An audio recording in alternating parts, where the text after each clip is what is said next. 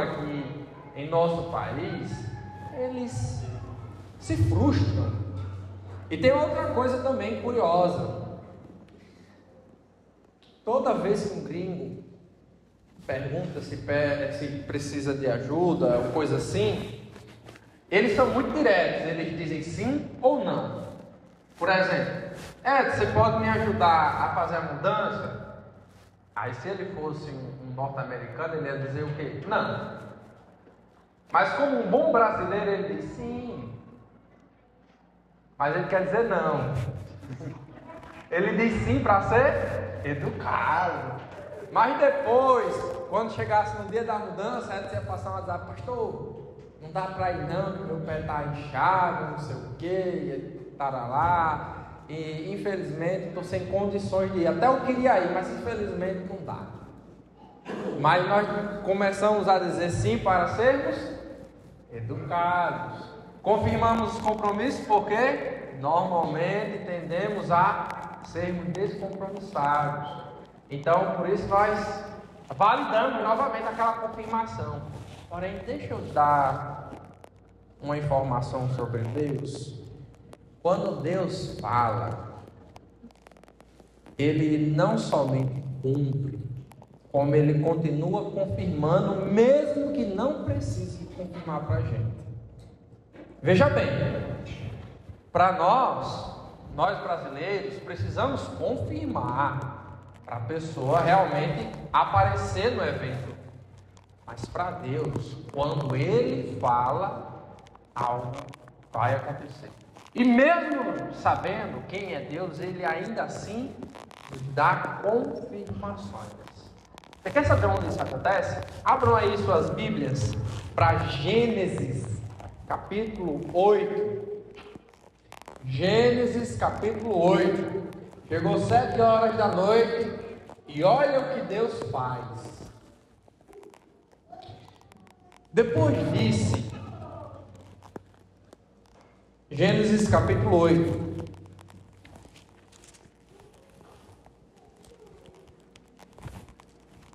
Bem facinho de achar. 7 horas da noite. Olha só. Lembrou-se Deus de Noé e de todos os animais selváticos e de todos os animais domésticos que com ele estavam lá. Deus fez soprar um vento sobre a terra e baixaram-se as águas. Vamos orar. Bendito Deus, amado Pai, Deus das alianças, estamos diante de Ti, rogando as Tuas bênçãos, para que nesse momento possamos entender, viver e usufruir da Tua palavra, que eu seja a Tua boca e que os nossos corações estejam abertos, para que Teu Santo Espírito edifique-nos a imagem do Teu Filho amado Jesus Cristo. É por meio dele que nós oramos e pedimos isso. Amém.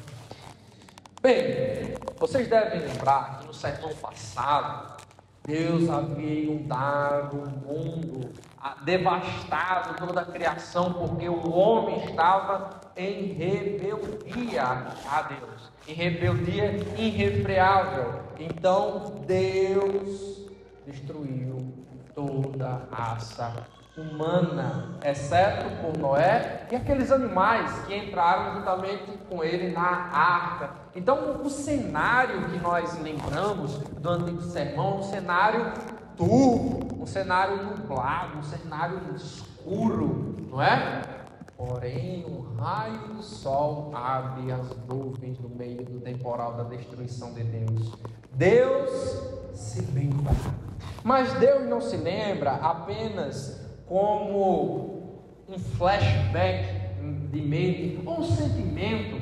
Na verdade, quando é dito que Deus se lembra, é propriamente de que Deus voltou a sua atenção para cumprir aquilo que Ele havia prometido. Lembra que Ele disse a Noé que Ele faria aliança com Noé e com esses seres? Lembra que Ele disse a Noé que pouparia Noé de ser destruído pelas águas do dilúvio? Então Deus se lembrou, Deus voltou a sua atenção para cumprir aquilo que foi prometido a Noé. Então, nesse momento, Deus começa a afastar as nuvens, Deus começa a secar as águas, e a descrição que se segue é justamente a descrição de uma primavera chegando, a vida voltando. Nós nordestinos temos uma experiência vasta com a fênix do deserto.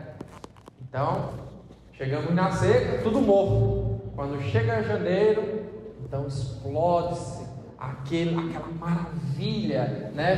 Verde. A caatinga agora fica verde, os animais voltam, o clima volta ao normal. Então usufruímos de todo aquele benefício da vida, da volta à vida. Mas lembre-se, Noé passou um ano enclausurado em um recinto cheio de animais. E à medida que esse tempo foi passando, Deus não se esqueceu de Noé. Deus foi baixando as águas. E aí Noé, ele solta um corvo, que era um animal mais apropriado para resistir às intempéries da natureza e comia qualquer coisa. E o corvo volta sem nada. Depois Noé solta uma pomba, solta uma segunda vez. E nessa segunda vez, um ramo de oliveira. E aí Noé espera mais um tempo, e ele tira a tampa da arca e vê toda a terra seca. E o que Noé faz? Noé corre, pelo campo, de forma nenhuma. Noé espera a ordem do Senhor. Tem um comentarista que diz o seguinte: quão grande teria sido a fortaleza do homem, que depois de incrível tédio de um ano inteiro, quando o dilúvio cessou e a nova vida despontou, ainda não move o pé de seu sepulcro sem a ordem divina. Olha só, Noé viu agora o mundo restabelecido. O que ele espera? A ordem de Deus. Por que Noé espera a ordem de Deus? Porque Noé é justo, porque Noé depende de Deus. E também Noé havia medo pela destruição que Deus tinha trazido. Então Deus diz, olha só, capítulo 8, versículo 16: então disse Deus a Noé: sai da arca, e contigo tua mulher e teus filhos, e as mulheres de teus filhos, os animais que contigo estão, de toda a carne, tanto aves como gado, de réptil que rasteja sobre a terra, faze sair todos para que povoem a terra e sejam fecundos e nela se multipliquem. Noé obedece a Deus, mas Noé não somente obedece a Deus, Noé sai da arca e Noé adora a Deus. Noé edifica um altar e com animais puros ritualmente para o sacrifício. Noé oferece um sacrifício de holocausto. Noé queima completamente aqueles animais, primeiramente em atitude de gratidão. Olha só, o mundo todo, irmãos, todas aquelas pessoas que ele conhecia, tudo que ele conhecia foi devastado, mas ele e a família foram poupados. Imagine aí, quando você recebeu aquele livramento de morte, quando você recebeu aquele livramento de um parente seu que chegou são e salvo em casa, quando você pôde restituir uma pessoa que passou por um grande aperto e era uma pessoa do seu apreço. Imagine aí a gratidão que você tem. O que você possui não seria suficiente para pagar as pessoas que lhe é devido. Então Noé pega aquilo que ele tem de melhor e agradece a Deus.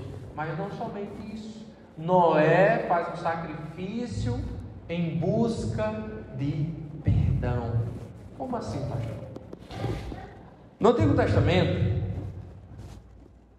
diferente de hoje, as pessoas realizavam um sacrifício de propiciação. Nome difícil, mas vocês verão no Antigo Testamento. Ou expiação. O que significa isso? Significa que o animal sacrificado ali, ele nos encobria para que a ira de Deus não recaísse sobre nós. Então, o animal era morto, era sacrificado no altar, dando a entender assim: eu merecia estar ali. E aí Deus olhava para aquele animal, e a pena que deveria ser aplicada a nós, Deus se satisfaz com o sacrifício daquele animal.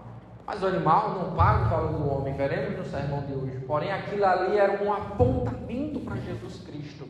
Jesus Cristo é o sacrifício que Deus aceita, a qual Deus olha para a gente e não vê mais o nosso fedor de mentira, nosso fedor de ingratidão, de murmuração, nosso fedor de falsidade, de orgulho, de idolatria, mas Ele sente a fragrância de Jesus Cristo. Então, quando Noé ofereceu aqueles animais, a Bíblia dirá o seguinte: e o Senhor aspirou o suave cheiro e disse consigo mesmo: não tornarei a amaldiçoar a terra por causa do homem, porque é mau o desígnio íntimo do homem, desde a sua mocidade, nem tornarei a ferir todo vivente, como fiz.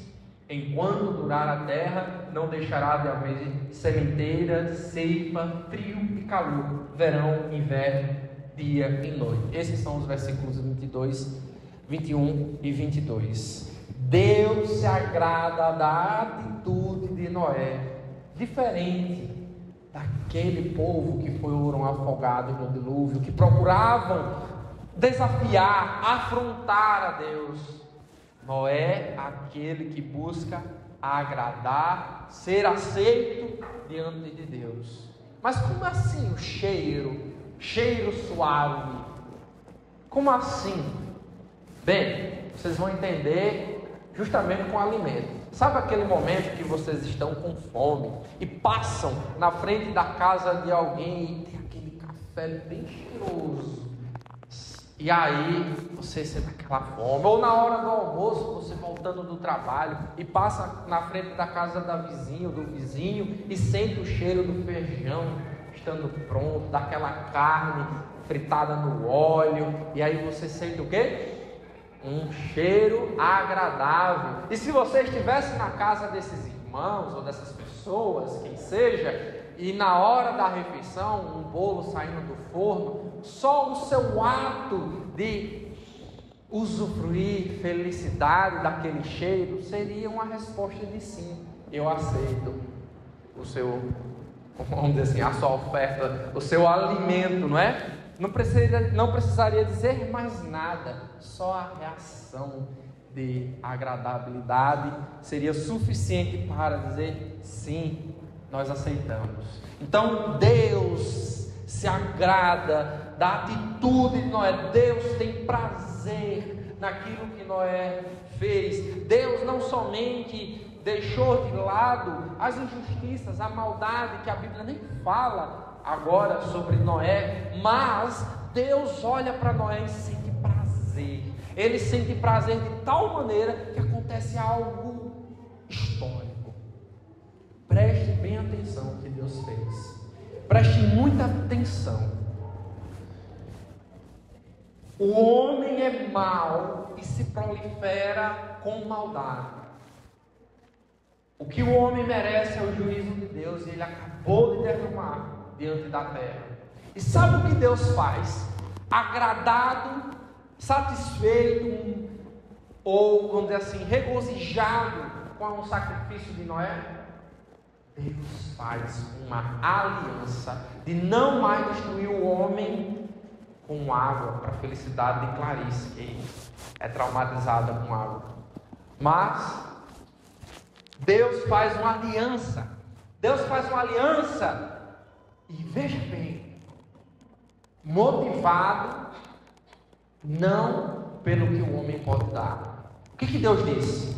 Porque o homem é mau em todo o desígnio do seu coração. Como assim Deus vai fazer uma aliança com base na nossa incapacidade de satisfazer a ordem dele? Lembra? O dilúvio foi uma lavagem da terra, trouxe, vamos dizer assim, a terra para Gênesis 1. Lembra? O Espírito de Deus pairava sobre a face das águas, a terra estava sem forma e vazia. E a partir daí Deus vai trazendo uma criação. Aqui é uma linguagem repetida. E para finalizar essa criação, o que Deus faz? O soberano dessa criação, o dono dessa ordem, diz assim: olha, eu vou poupar a vida de vocês, mas não com base naquilo que vocês podem fazer, porque vocês não podem fazer nada, mas com base em minha misericórdia, em meu amor, em minha fidelidade. Lembra que Deus não se esquece dos seus compromissos? Deus é aquele que se lembra de vocês, meus irmãos. Por isso nós devemos ser gratos, porque Deus, Ele é aquele que lembra-se de nós, mas é um Deus misericordioso, é um Deus compassivo, é um Deus que se submete mesmo não tendo a obrigação, é um Deus que traz uma nova criação para a gente, como eu preguei no sermão passado, nos conduzindo para uma nova história. Mas o povo de Israel, que tinha recebido, vamos dizer assim, esse primeiro livro que nós estamos vendo agora, lembra? O povo de Israel tinha uma aliança. Deus cumpriu as promessas dos patriarcas, cumpriu as promessas tirando a nação de Israel lá do Egito, e cumprirá dando a terra prometida. Quando eles leram o livro de Gênesis, eles ainda não haviam entrado na terra prometida. Porém, Deus está dizendo o quê? Eu sou fiel e gracioso para dar a promessa a vocês, e vocês devem ser gratos, satisfeitos, confiantes. Vocês devem, por assim dizer, viverem em atitude de gratidão. Eu vou falar mais sobre a aliança daqui a pouco, mas deixa eu fazer algumas aplicações para vocês. Não podemos ser tão esquecidos diante de Deus, que se lembra de nós. Ter amnésia, irmãos, diante de um Deus que não se esquece, é uma ofensa sem tamanho. Deus não se esquece de nenhum segundo de sua vida. Deus não se esquece de nenhuma promessa feita a nós. Deus, todas as promessas que Ele decretou aqui, que Ele escreveu, Ele designou para nós através de sua palavra, nenhuma delas cai. O próprio Jesus disse: passará a terra e o céu, mas nenhuma palavra dessa lei cairá. Então, meus irmãos, vocês e eu temos problema de memória diante de um Deus tão fiel como as irmãs cantaram. É uma ofensa. Nós precisamos lembrar constantemente, para nossa alegria, quem é esse Deus e o que Ele fez por nós. Ele responde às nossas orações. Ele nos dá alegria sem medida. Ele nos dá sustento. Ele nos dá, inclusive, as estações.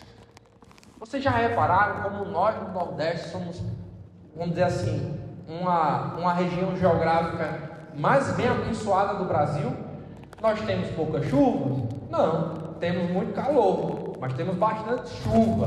Porém, nós não temos terremotos, nós não temos furacões, nós não sofremos de frio, nem torramos de calor, apesar do calor ser grande. Porém, nós temos um equilíbrio muito singular, a ponto de podermos se programar durante o ano todo. Isso não é possível no Rio Grande do Sul, nem no Norte, mas no Nordeste é uma bênção. O Brasil tem várias diversidades, mas usufruímos de várias bênçãos diante de Deus. Lembre-se que Deus não se esquece do seu povo. Então precisamos cultivar um coração grato, meus irmãos, um coração cheio de memórias, de louvor a Deus. Quando nós abrirmos a nossa boca para reclamar, a memória, vai cutucar para que nós fechemos a nossa boquinha e não pequemos contra Deus. A gratidão foge da idolatria. Vocês sabem o que Israel fizeram após saírem do Egito? Israel fez um bezerro de ouro. Israel correu para vários outros deuses, inclusive os deuses cananeus. Israel se esqueceu constantemente do compromisso e daquele que havia se comprometido com ele. Então, meu povo, veja só, quando nós somos gratos a Deus, nós evitamos de cair em ídolos, em entidades que nós colocamos toda a nossa esperança, ou pessoas que nós valorizamos mais do que tudo, onde está o sentido de nossa vida. Nós evitamos, irmãos, assim, de sermos idólatras e sermos adoradores. A gratidão nos fará adorar o Senhor com tudo que a gente tem. Pronto. Teve uma história na minha vida. Estou chorando não, viu? Só um cisco. Teve uma história na minha vida que foi muito curioso. Eu conheci uma pessoa que ela frequentava todas as programações da igreja. Tudo que tinha, até o extra, ela participava. E ela sempre tinha um pedido de oração. Sabe qual era? Emprego. Ela estava desempregada. E no dia que ela recebeu o emprego, nunca mais ela pisou na igreja. Bem, essa pessoa é grata?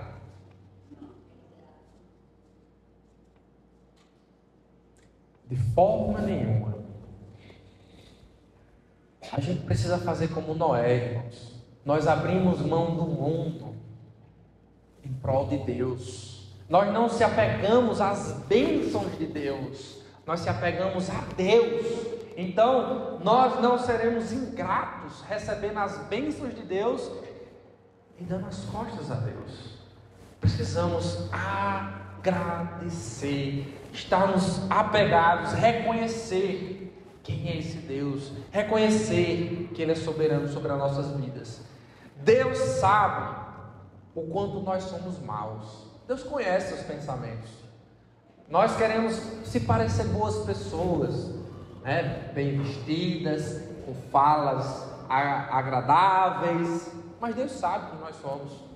Nós não podemos enganar a Deus, mas Deus ainda assim te ama e me ama. Glória a Deus. Deus sabe quem nós somos e mesmo assim Ele nos ama. Deus não nos salvou pelo que a gente podia dar a Ele, pela boa pessoa que nós poderíamos ser. Ele nos salvou, sabe por quê? Porque Ele é misericordioso, porque Ele é grande em amor, porque a sua misericórdia dura para sempre, porque Ele olha para si mesmo e tem compaixão de nós. Assim como Ele fez essa aliança com toda a criação, Ele decide nos abençoar apesar de nós. E isso traz uma importante lição para mim, eu espero que sirva também para vocês, que nós estabeleçamos relacionamentos não com base no que as pessoas podem dar, ou no que as pessoas são. Eu não vou deixar de ir para a igreja porque fulano e beltrano não merecem minha presença. Mesmo que eles não mereçam, nós seremos graciosos, porque nosso Deus é gracioso. Mesmo que meu vizinho não mereça receber um presente, mas eu serei gracioso, porque Deus mostra essa graça. E podemos fazer isso, irmãos, para mostrar esse Deus que faz alianças. Então vamos continuar aqui. Até aqui aprendemos que devemos agradecer e glorificar a Deus, porque Ele não se esquece de você. Vejamos mais a profundo sobre essa lembrança de Deus e sobre você. Para a cultura atual, o que significa arco-íris? Arco-íris significa um reconhecimento que todas as opções sexuais são válidas. Esse é um sentido atual do arco-íris, que é inclusivo sexualmente. Então você olha para aquelas cores bonitas e vê ali uma diversidade. Agora, deixa eu lhe dar uma informação curiosa. Você sabia que o ar aqui na Bíblia não significa diversidade. Quem já viu aqui um arco e flecha? Pelo menos na televisão ou na internet, sério. Um arco é um aparelho militar para matar ou caçar. Mas essa é a função do arco: matar, seja animal ou gente. Então, na antiguidade, o arco era uma arma letal a longa distância. Você matava pessoas ou criaturas sem se aproximar delas. E aí, vocês pegam aqui, Deus coloca um arco no céu.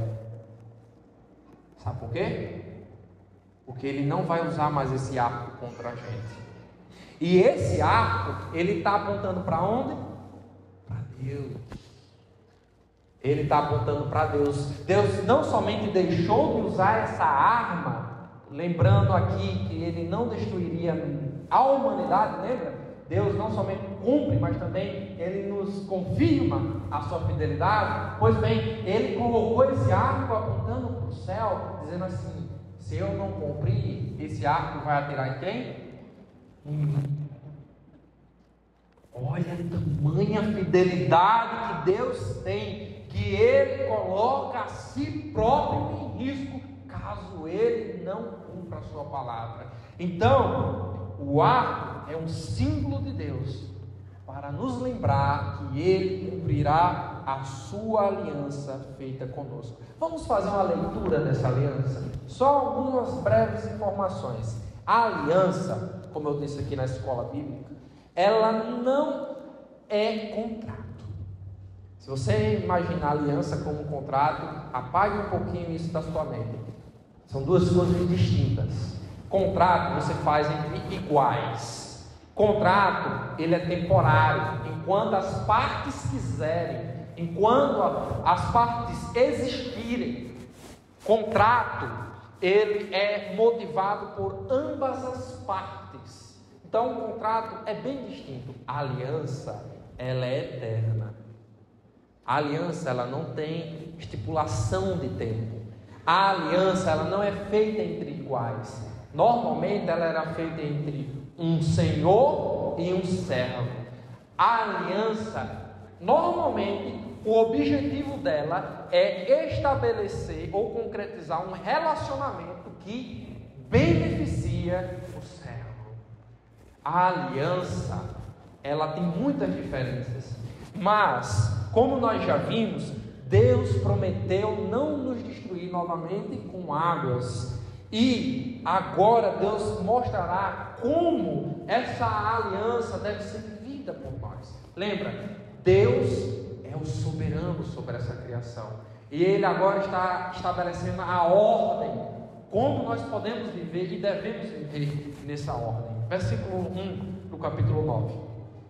Abençoou Deus a Noé e a seus filhos, e lhe disse: sede fecundos, multiplicai-vos, enchei a terra, pavor e medo de vós virão sobre todos os animais da terra e sobre todas as aves do céu. Tudo o que se move sobre a terra e todos os peixes do mar nas vossas mãos serão entregues. Tudo o que se move e vive, se-vos-á para alimento, como vos dei a erva verde, tudo vos dou agora. Carne, porém, com a sua vida, isto é, com o seu sangue, não comereis. Certamente requererei o vosso sangue, o sangue da vossa vida. De todo animal o requererei, como também da mão do homem. Sim, da mão do próximo, de cada um requererei a vida do homem. Se alguém derramar o sangue do homem, pelo homem se derramará o seu. Porque Deus fez o homem segundo a sua imagem. Mas sede fecundos e multiplicai-vos, povoai a terra e multiplicai-vos nela. E aí Deus dirá que, no versículo 16, Ele dirá que fará aliança com todos os seres sobreviventes do dilúvio, mas Ele dirá no versículo 16 o seguinte: o arco estará nas nuvens, vê-lo-ei e me lembrarei da aliança eterna entre Deus e todos os seres viventes de toda a carne que há sobre a terra. Pois bem, o sermão Tem muita coisa a falar sobre essa parte, mas o tempo não nos permitirá ir mais adiante. Deixa eu fazer algumas aplicações.